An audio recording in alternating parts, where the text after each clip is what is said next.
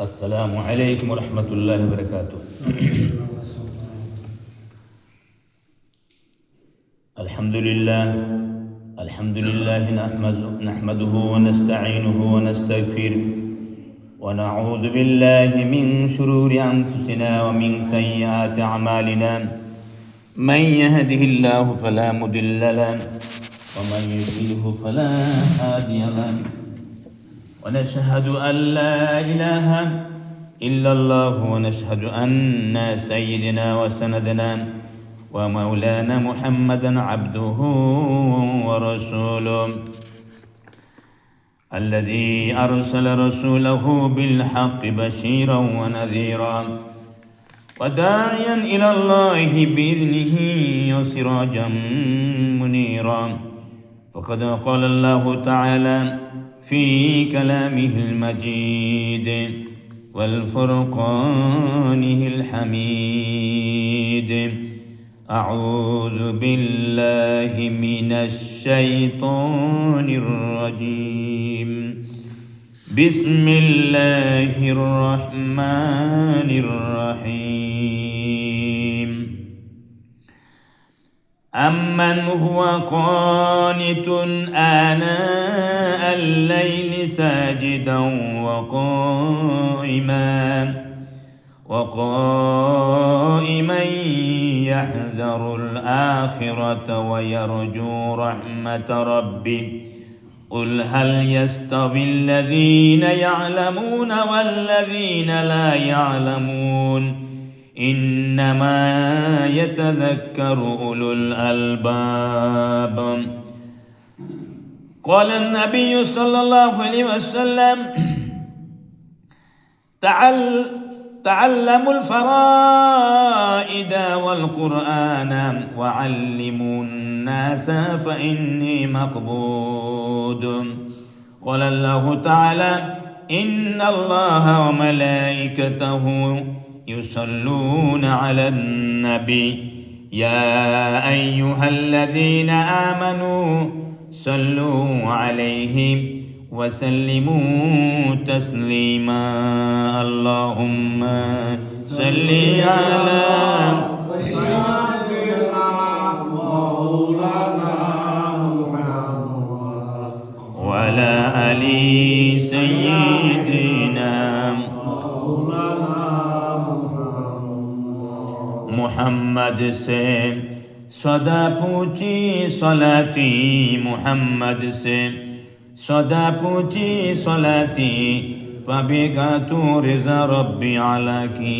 अल्लाहुम्मा सल्ली अला सय्यदना मौलाना मुहम्मद वअला आलि सय्यिदिना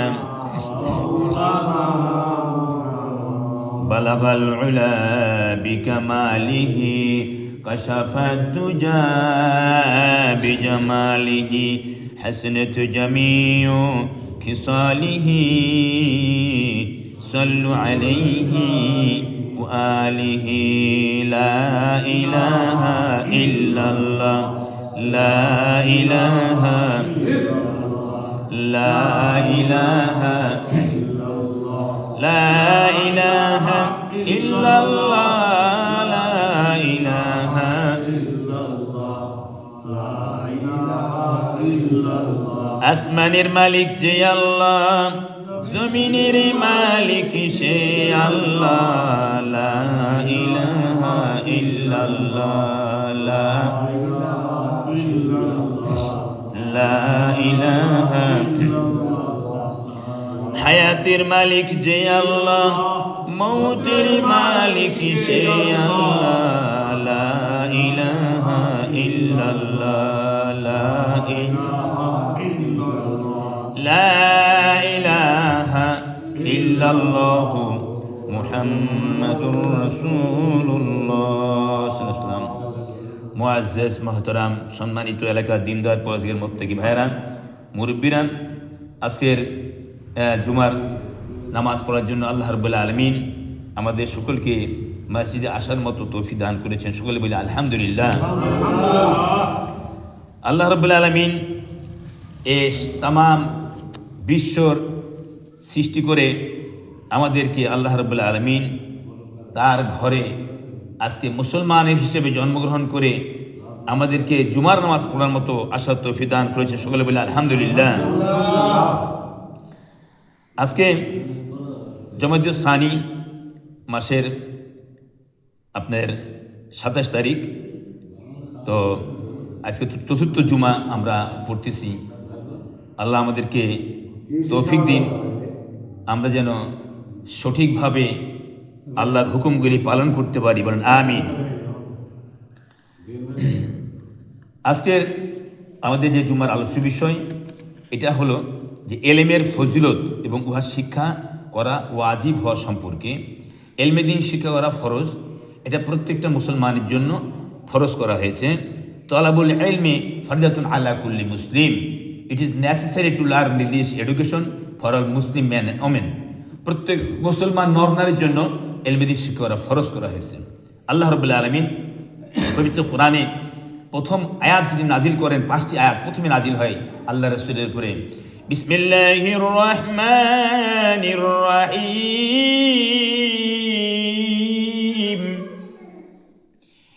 ইকরা বিসমি রাব্বিকাল্লাযী খলাক, খলাকাল ইনসানা মিন আলাক, ইকরা ওয়া রাব্বুকাল আকরাম الذي علم بالقلم علم الإنسان ما لم يعلم صدق الله العظيم। এই 5টি আয়াত রব্বুল আলামিন কোরআন শরীফের প্রথম এই 5টি আয়াতই নাজিল হয়। তা আমরা এই আয়াতগুলি প্রথমে আল্লাহ তাআলা যে বলছেন, পড়ো তোমার রবের নামে যিনি তোমাকে সৃষ্টি করেছেন।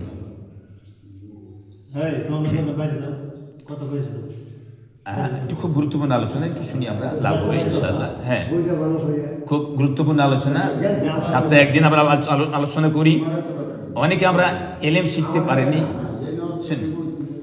আচ্ছা, তো শুনেন, যদি আমরা এই 1 বছর যদি জুমার আলোচনাগুলো শুনি তাহলে আমরা অনেক কিছু শিখতে পারবো। কারণ প্রত্যেক দিন একটি করে জুমার আলোচনা হয়, এক একটা সাবজেক্টের উপরে, একটা বিষয়ের উপরে, এবং এই বিষয়ের উপরে ইমাম সাহেব স্টাডি করেন এবং সেটা আপনাদেরকে এসে শোনান। বলেন আলহামদুলিল্লাহ, বলেন। আমরা যদি শুনি তাহলে আস্তে আস্তে আস্তে আস্তে আমাদের মধ্যে সেই জিনিসটা জানা হয়ে যাবে। অনেকে ছোটকালে এলেম শিখতে পারেন নাই, কেমন কোরআন সেইভাবে শিখতে পারেন নাই। যদি আমরা ইমাম সাহেবের তেলাওয়াতগুলি শুনি, পড়ি, তাহলে আস্তে আস্তে আমাদের আল্লাহর মতে এটা অনেকটা এগিয়ে যেতে পারবো, আশা করা যায়। তো আল্লাহ রাব্বুল আলামিন বলেছেন, ইকরা বিসমি রাব্বিকাল্লাযী খলাক, পড়ো তোমার রবের নামে যিনি তোমাকে সৃষ্টি করেছেন। তো আমার আল্লাহ আমাকে সৃষ্টি করেছেন, আমাকে প্রথম শব্দই হলো পড়া। আমরা প্রথমেই পড়ব। আল্লাহ তাআলা সূরা আর রহমানে বলেছেন, বিসমিল্লাহির রহমানির রহিম, আর রহমান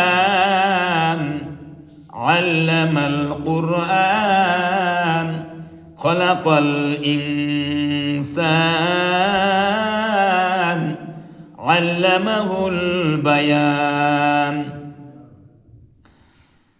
দয়াবান রহমান শিখালেন কোরআন।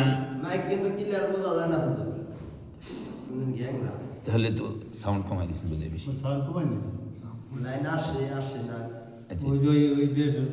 এখানে ডিস্টার্ব আছে না?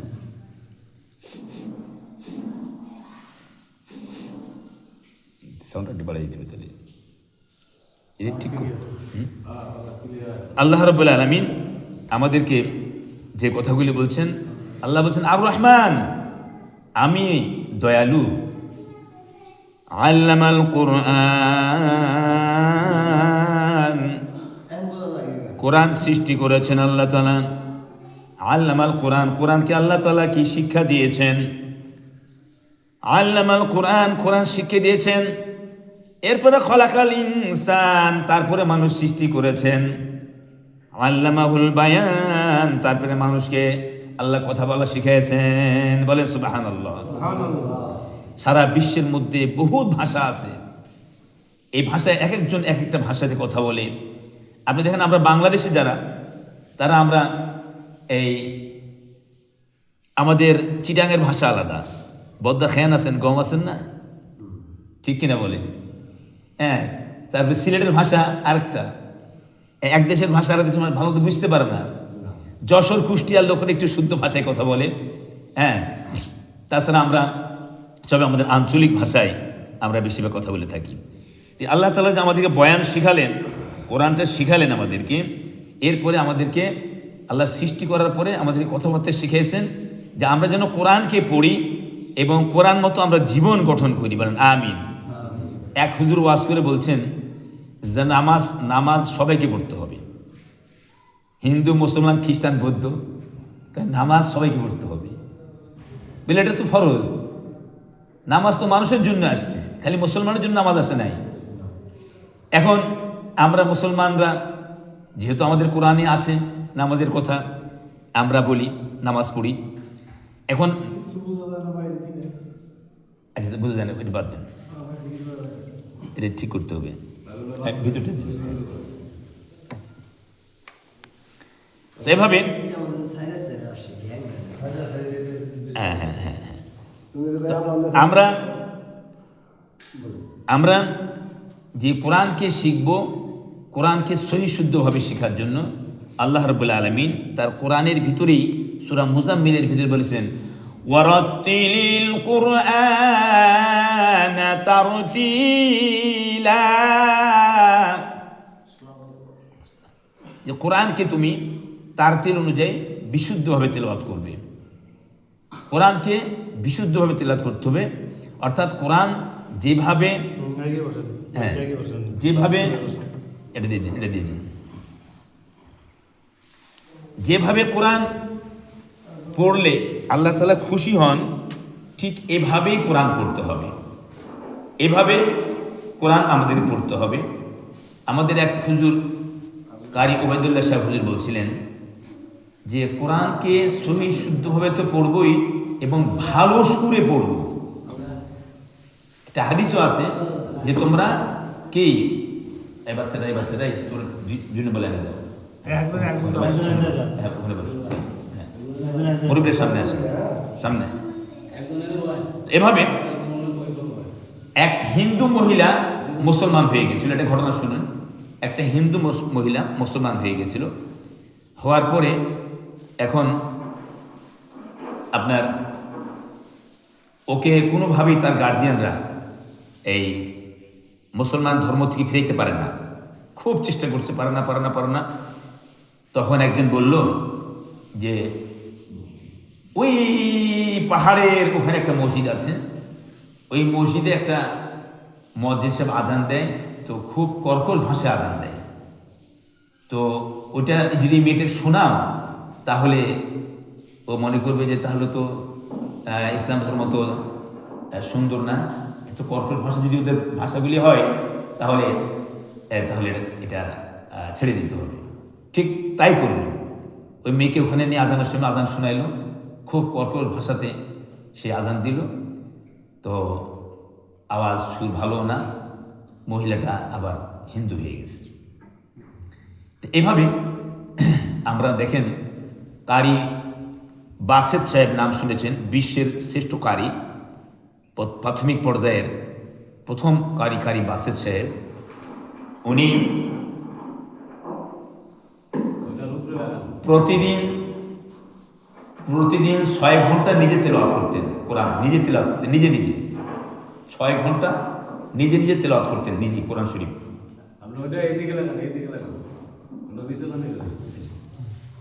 এভাবে আমরা তো 6 মিনিটও পড়ার সময় পাই না, উনি এত বড় কারি সারা বিশ্বের ভিতরে। তো একবার ভারতে ওনার একটা প্রোগ্রাম হয়েছিল, তো মাইলকে মাইল মাইক দেওয়া হয়েছে। আর এই মাইকের আওয়াজ শুনে এই হিন্দুরা, মুসলমান তো আসছেই, হিন্দুরা এসে বহুত হিন্দু মুসলমান হয়ে গেছে তেলাওয়াত শুনে, বলেন সুবহানাল্লাহ।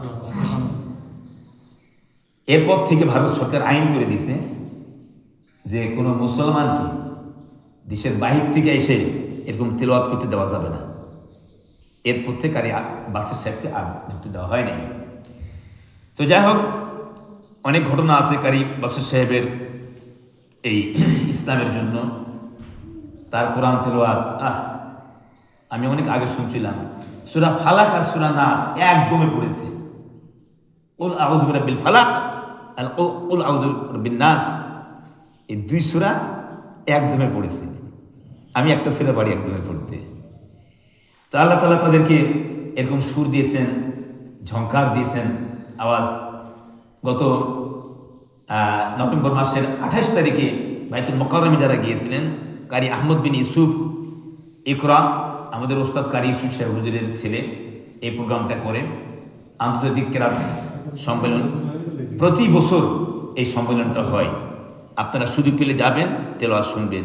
মিশরের কারি, পাকিস্তানের কারি, ইরানের কারি, বিভিন্ন কারি তেলাওয়াত করেছেন। বন্ধুগণ, আমার আল্লাহ তাআলা পবিত্র কোরআনে বলেছেন, আম্মান হুয়া কানিতুন আনা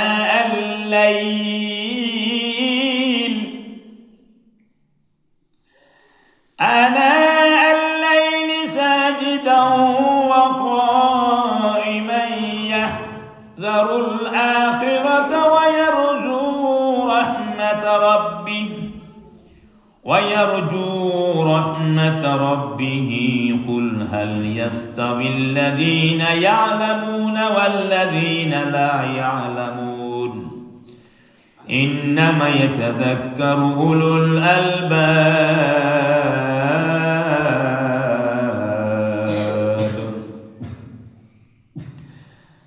আল্লাহ বলেন, কি ওই ব্যক্তি উত্তম যে নিশিতে সিজদা করিয়া এবং দাঁড়াইয়া দাঁড়াইয়া ইবাদতে বিভোর হয়, পরকালের ভয় করে এবং তার প্রতিপালকের রহমতের আশা রাখে? না ওই ব্যক্তি যে নাফরমান?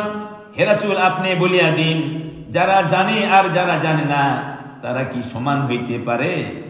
নিশ্চয়ই তাহারাই চিন্তা করিয়া থাকে যারা জ্ঞানবান।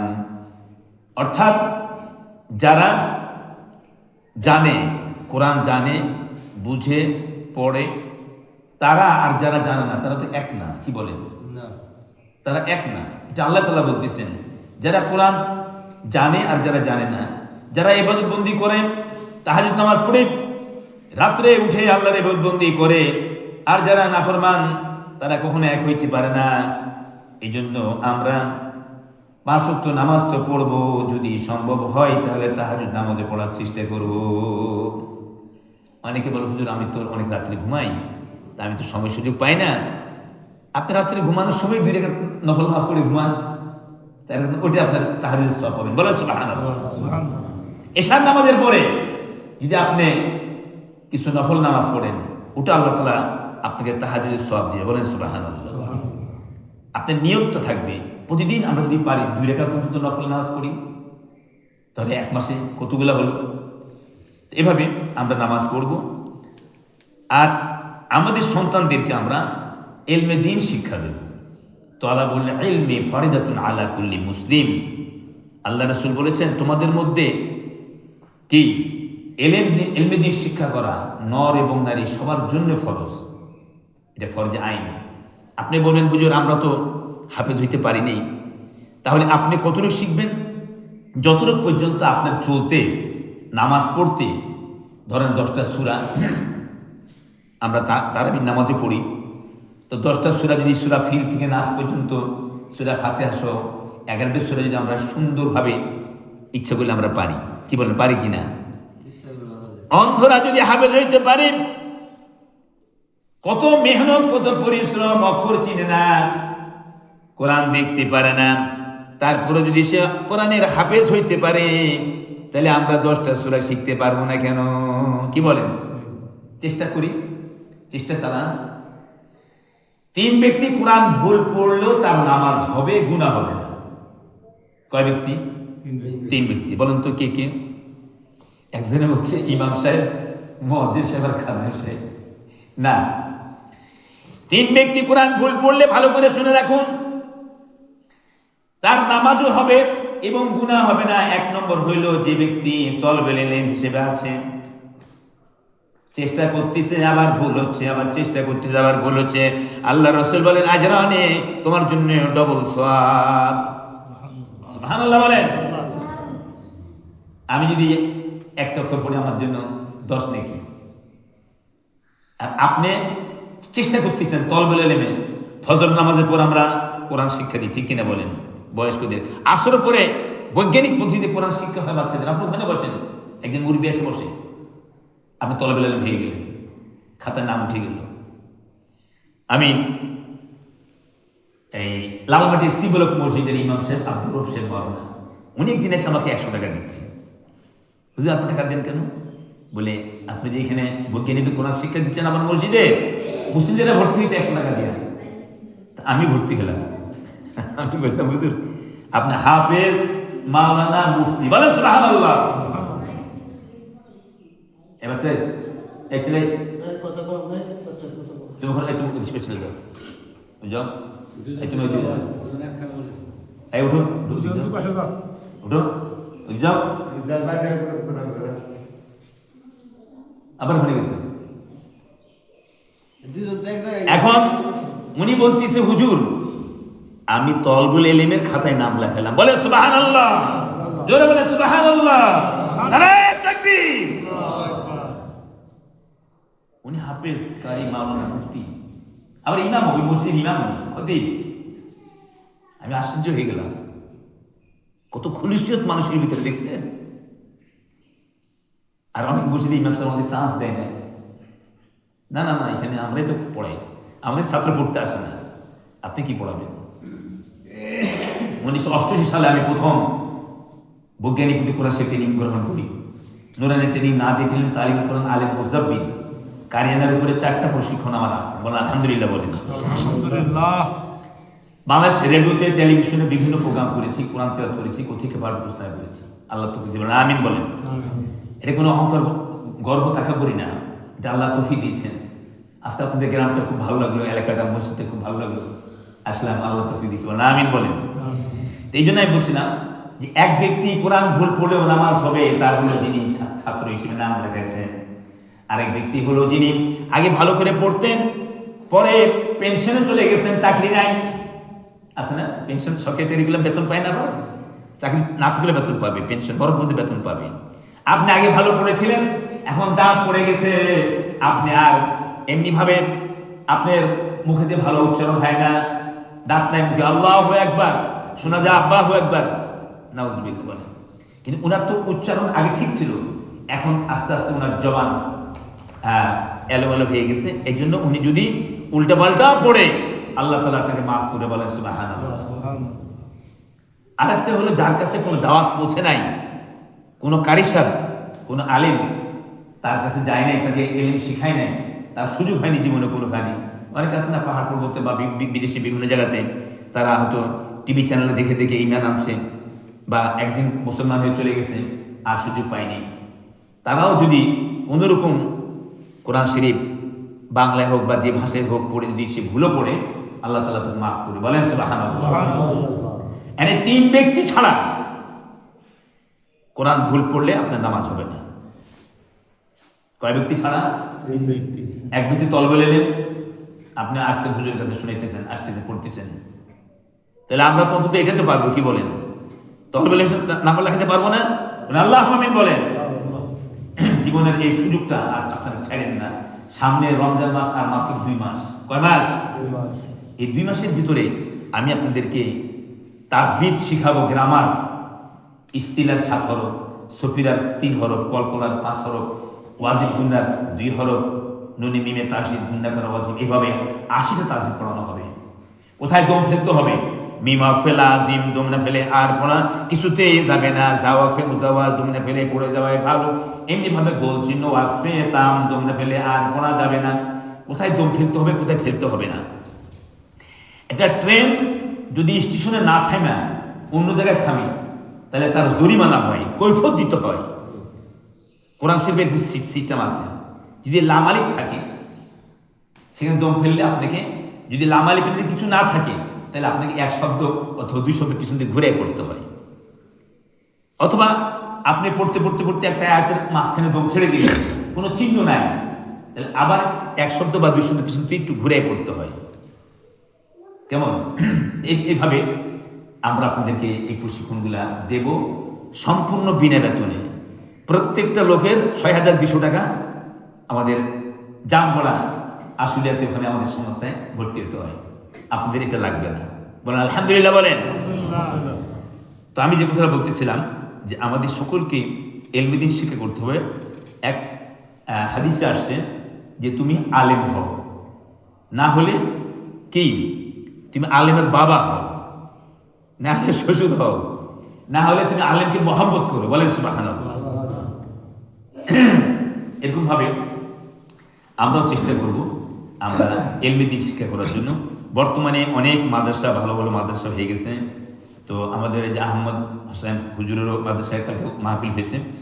আশেপাশে অনেক মাদ্রাসা আছে, আপনি ইচ্ছা করলে ছেলে মেয়েদেরকে ভর্তি করতে পারবেন, আপনি ইলমে দ্বীন শিখাইতে পারবেন।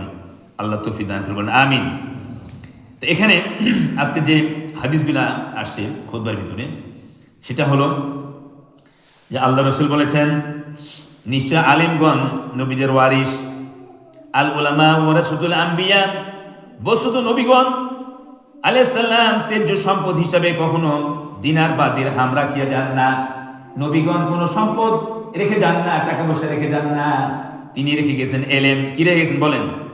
এলেম রেখে গেছেন। তার পরিত্যক্ত সম্পদ শুধু ইলমে দ্বীন। এবং যে ব্যক্তি এই ইলমে দ্বীন অর্জন করে সে ত্যায্য সম্পত্তির এক বড় অংশ লাভ করে, বলেন সুবহানাল্লাহ। আপনার দাদা সম্পদ রেখে গেছে, আপনার বাবা আলটিমেটলি মালিক হয়ে গেছে। কোনো দলিল লিখে দেওয়া লাগবে না, আপনার বাপ কিছু লিখে দেওয়া লাগবে না। আপনি বাবার সন্তান, আপনার এমনি আলটিমেটলি আপনি মালিক হয়ে গেছেন। আপনি ওয়ারিশ নামা সার্টিফিকেট বের করেন, আপনার জমি মালিক হয়ে গেলেন, আপনি কেনা বেচা করতে পারবেন। এভাবে ইলমে দ্বীনটা হলো যে আপনি রাসূলের রেখে যাওয়া সম্পদ ইলমে দ্বীন। এটা আপনি যদি ইলম শিখেন তাহলে আপনি রাসূলের একটা সম্পদ, রাসূলের ওয়ারিশ হয়ে গেলেন, বলেন সুবহানাল্লাহ। ইলম অন্বেষণ করা প্রত্যেক মুসলমানের উপর ফরজ। এরপরে যে ব্যক্তি কোনো মাসালা সম্পর্কে জিজ্ঞাসিত হইয়া জানা সত্ত্বেও উহা গোপন রাখেন, কিয়ামতের দিবসে তাকে আগুনের লাগাম পড়ানো হইবে। আপনি একটা মাসালা জানেন, কেমন অন্যকে শিখালেন না, বাল্লিগু আন্নি ওয়ালা ওয়া। আপনি এলেম যদি জানেন তাহলে আরেকজনকে আপনি শিখাবেন, শোনাবেন, বলবেন। তাবলিগের ভাইরা তারা যাই জানো তাই শিখায়, বলো আলহামদুলিল্লাহ বলো। এটাও আমাদের অনেকে অনেক শিখছে, অনেক আপনার মদ খায় ছেড়ে দিয়েছে, জেনা ব্যভিচার করে ছেড়ে দিয়েছে। এমনিভাবে বিদেশে অনেক হিন্দু, খ্রিস্টান, বৌদ্ধ তারা মুসলমান হয়ে ইসলামের ছায়া তুলে এসেছে। চীন থেকে যেগুলো মানুষ আসে, আমি দেখছি, অনেক কথা বলেছি, আরব দেশ থেকে আসেন, তো তাদের খুব ভালো লাগে দেখতে। তারা এসে আমাদের দেশে দাওয়াত দিচ্ছে, ইসলামের দাওয়াত দিচ্ছেন। তো সুতরাং আমরা সবাই চেষ্টা করব আমরা এলেম শেখার জন্য।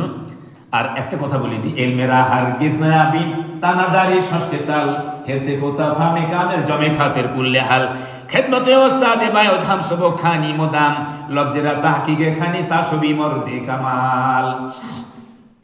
এলমেরা হারগিজ না তানাদারি সংস্কেশাল, আপনার 6টা অভ্যাস ছাড়া এলেম শেখা যাবে না, এলেম থাকবে না।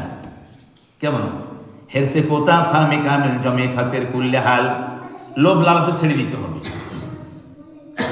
একজনের কাছে আম পাকেছে, আম পাড়ি খাই ফেলল, না, হবে না।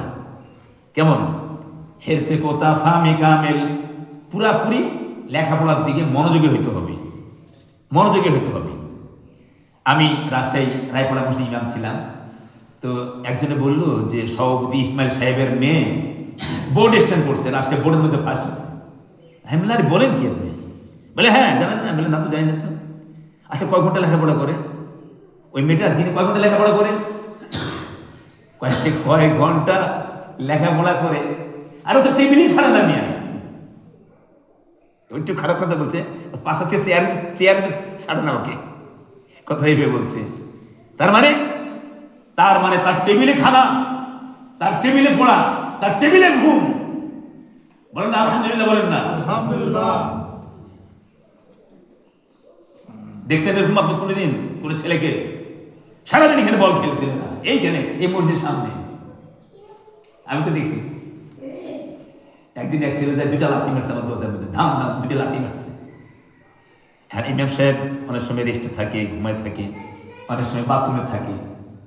তো নিয়ম হলো, আপনার বাসায় কেউ গেলে হাদিসে আছে যে সালাম দিবে, আসসালামু আলাইকুম রহমতুল্লাহ, একবার দুইবার তিনবার সালাম দিবে, না পেলে ঘিরে চলে আসবে। সালামের জবাব যদি না পান, তা সালামের জবাব না পাইলেও আমরা সালাম প্রথমে সালাম দিব, অভ্যাসগুলো আমরা করতে হবে। ও তারপরে যে লাঠি দুটো দিল, পরে আমি দরজা খুলে কি হয়েছে বলছে যে একজন মহিলা বাচ্চা নিয়ে এসছে, ঝাড়ফুঁক দিবে। ঠিক আছে, ভালো কথা, সুন্দর কথা, আমি আর কিছু বললাম না।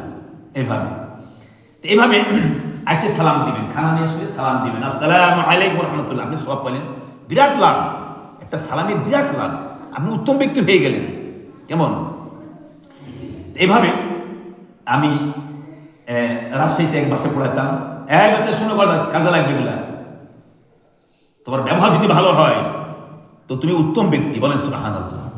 আল্লাহ তাআলা কোরআনে বলছেন, আকুলু লিন-নাসি হুসনা, মানুষের সঙ্গে সুন্দর সুন্দর কথা বলো। বলেন সুবহানাল্লাহ, কোরআনের কথা। আকুলু মা সাদিকিন, যারা ভালো মানুষ, ভালো বন্ধু, ভালো লোক, এদের সাথে বন্ধুত্ব করো। নামাজি পরহেজগার দেখে ভালো মানুষ, আল্লাহ বলছেন। আমি যে বাসায় যেতাম, কলিং বেল দিলে ছোট মেয়ে তো মনে বলতো কে কে কে, আস্তে আস্তে ভলিউম বাড়াইতো আর কি।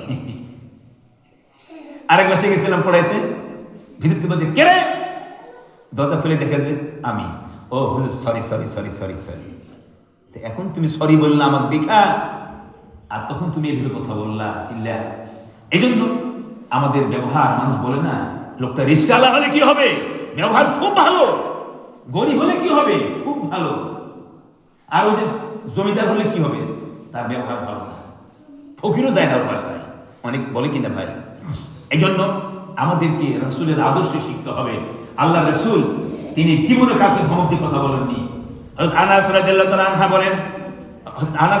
আনহু বলেন, আমি 10 বছর রাসূলের খাদেম ছিলাম। কয় বছর? রাসূল কোনদিন আমাকে বলেন না কাজটা এরকম হয়নি, এরকম কেন হইল? আমি তো রাসূলের খেদমত করি, রাসূল আমার খেদমত করছে। বলেন সুবহানাল্লাহ। হযরত ওমর যখন যাচ্ছিলেন সিরিয়াতে মনে হয়, সিরিয়া যাচ্ছিলেন, ওমর উটের পিঠে করে কিছু দূর যা যে রাখাল টানতেছে, ওরে কইলে বেটা তুই উপরে উঠ। কয় হুজুর আপনি কি বলেন?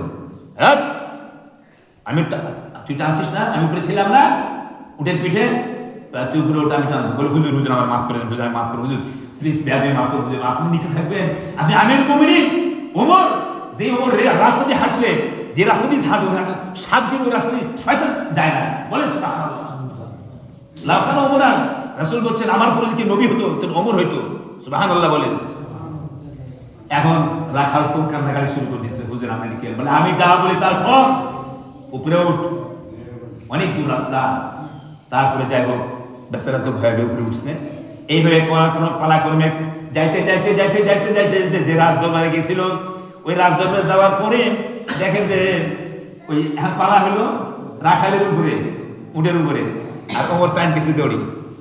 সব সে দেশের আপনার রাজা বাদশাহ, তারপরে যে যারা লোক ছিল, উজির নাজির পাইক পেদা, সবাই এসে আপনার রাখালকে সেলুট দিচ্ছে, নারায়ণ তকবীর দিচ্ছে, মানে স্লোগান দিচ্ছে, সম্বোধনা জানাইতেছে, হ্যাঁ আহলান সাহলান দিচ্ছে। এমনি ভাবে তারপরে ওমরের আগমন, শুভেচ্ছা, স্বাগত, বুঝেন নাই? রাখাল বলে এরা ভাই আমি না, ওই যে দড়ি টানতেছে উনি হলেন আমিরুল মুমিনিন। জোরে বলেন সুবহানাল্লাহ। ওরা মুসলমান হয়ে গেছে। ইসলাম তলোয়ার সে नहीं फैलाया मगर खूबी से। ইসলাম তরবারির দ্বারা আসে নাই, ব্যবহারের দ্বারা আসছে। কিসের দ্বারা আসছে বলেন? ব্যবহারের দ্বারা আসছে। এই জন্য আমরা সুন্দর সুন্দর কথাবার্তা বলবো। আল্লাহ তাআলা তৌফিক দান করুক আমাদের সবাইকে। আর কোরআন পড়বো। আজকে যেহেতু এলমিদিন শিক্ষকরা আজকের আলোচ্য বিষয় ছিল, আমাদের সন্তান একটি ছেলে আলেম হলে পড়বে কোরআন মৃত্যুকালে, যখন তোমায় ধোঁকা দিবে মরদুদ শয়তান, জান কবজের কালে তোমার হইবে রে আসান। একটা ছেলে, একটা মেয়ে, একটা নাতি, একটা পুতি যদি কেউ না থাকে, বাড়ির পাশে একটা বাচ্চাকে আপনি ভর্তি করে দিয়েছেন, যাও আমি এর বেতন দিব, আমি ভর্তি ফি দিয়ে ভর্তি করে দিই, বলেন সুবহানাল্লাহ। আল্লাহ তৌফিক দান করুক আমাদের সবাইকে। আমরা এর মেয়েদের শিখবো এবং শিখাবো, এবং আপনার নাতিটা বুঝে আনতে হবে। আমি গিফট দেবো ইনশাআল্লাহ বাচ্চাদেরকে, হ্যাঁ পাঠিয়ে দিবেন। আমি টুপি নিয়ে আসছি 1 ডজন, মেসওয়াক আনছি 1 ডজন, মুসলিমদেরকে দিচ্ছি, আলহামদুলিল্লাহ বলেন। বাচ্চাদেরকে টুপি দিচ্ছি, গিফট দিচ্ছি, কলম এনেছি, হ্যাঁ আমার কি এটা বলেন আপনার এই আয়না আলা। আমার এখানে প্রায় 50 জন পার হয়ে গেছে ছাত্রছাত্রী।